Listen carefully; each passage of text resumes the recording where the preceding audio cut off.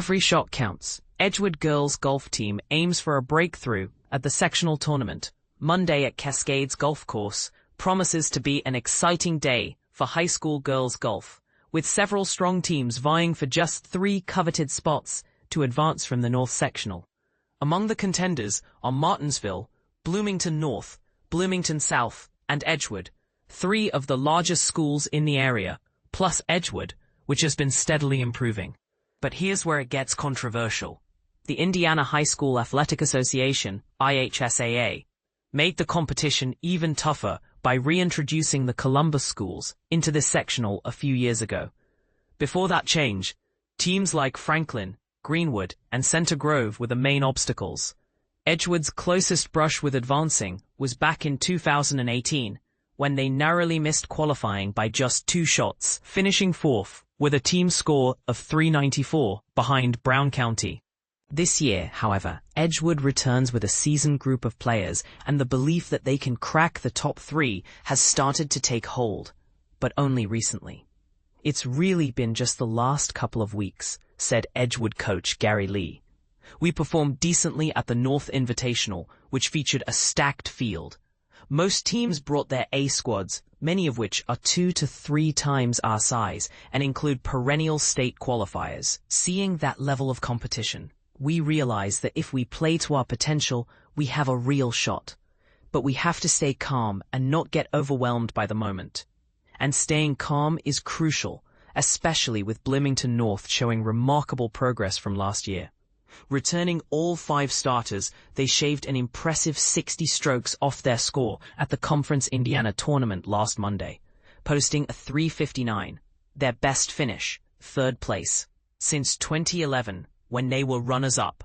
Bloomington South is also on the rise, having made significant strides recently. The Panthers shot a solid 388 at the same conference meet, improving their best 18-hole score by 17 shots, with all 5 players recording their personal bests for the season.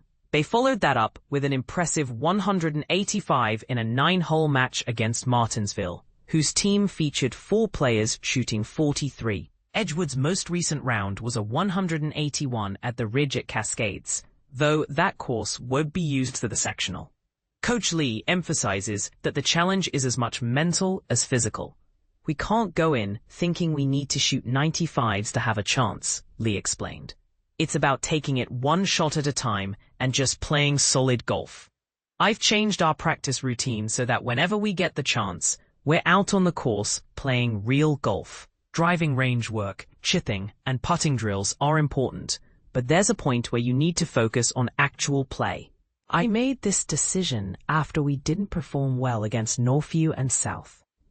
Among the players, Ava Norton is showing improvement. Marley Jackson recently posted a neat 41 in her last round, and Libby McElhaney finished her final 6 holes at 4 over par. Boston Chambers has been battling shoulder issues, but remains a key player. She qualified as an individual last year. And Coach Lee hopes to see more Edgewood golfers at the regional tournament this time around. Going to regionals is a blast, Lee said. But it's stressful being the only one there. You just have me following you around. I'd love for the whole team to make it. It's way more fun than most people realize. What you need to know about the North Sectional: the field also includes Owen Valley, a new team from Bloomfield, Brown County, Columbus East, Columbus North, and Indian Creek. Hauser and Edinburgh will not have full teams competing for a team score. Tee times begin at 8:30 a.m., with Martinsville, Edgewood, and Bloomington North starting on the Pine Course.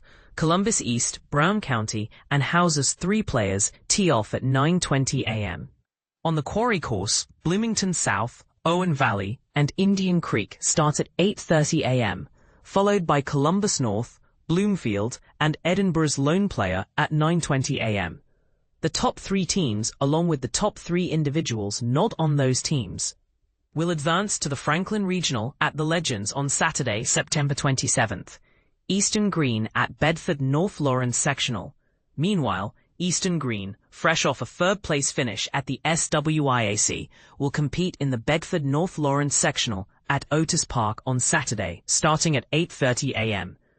Other teams in that sectional include Bedford North Lawrence, BNL, Brownstown Central, Mitchell, Orleans, Paoli, Salem, Seymour, Springs Valley, Trinity Lutheran, West Washington, and White River Valley. Eastern Green posted a 420 at the Phil Harris Conference meet, led by Izzy Forrester's 93. Impressively, all 4 Eastern players finished in the top 15. Last year, Eastern placed 4th at sectional, with Forrester, Maddie Sylvester, and Shelby Prince returning this season. So, with so many strong teams and individual talents in the mix, who will rise to the occasion? Will Edgewood finally break through and claim a spot at regionals? Or will the traditional powerhouses hold their ground?